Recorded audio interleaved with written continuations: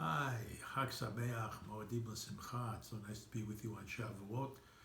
I'd like to get us ready for a meditation, and I'd like to refresh our Yud He Vav He meditation. So first of all, in Tractate Shabbat, in 88b, there is a midrash on the giving of the Torah, where it claims that all who were there died and were resurrected after the angels complained to God and said, if everyone was dead, who would God give the Torah to?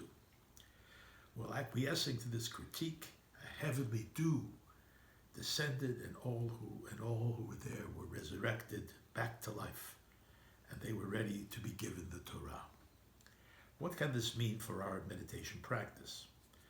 Well, if we consider every exhale to be our last, and every inhale as a return to life, we would always basically be able to become truly alive every moment. They take this reenactment of dying and returning to life as a way to energize our consciousness to indeed feel the breath as a life-giving force to be returned to us at all times.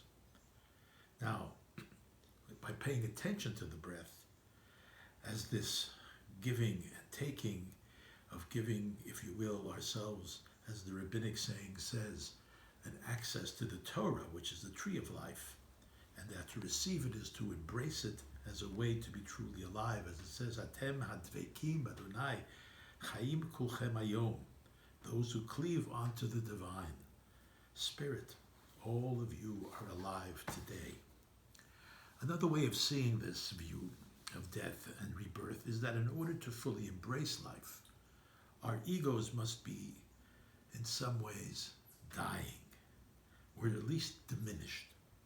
This death, in a way, permits others in our lives and creates the room to develop ourselves in relation to the other.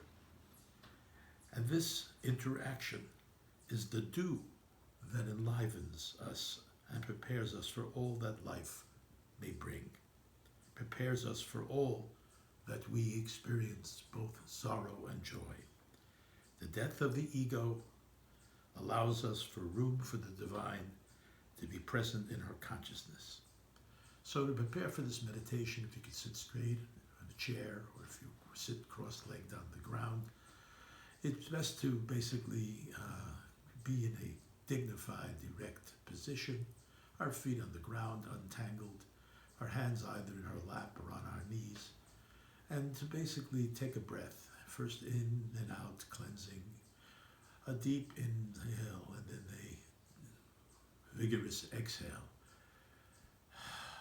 We do this a number of times, and I'd like to reintroduce you to that Yud He Vav He meditation I did a few weeks ago. One of the things that has helped me keeping my mind from being distracted by all the thoughts that come and go at all moments is to concentrate on the four-letter name of God.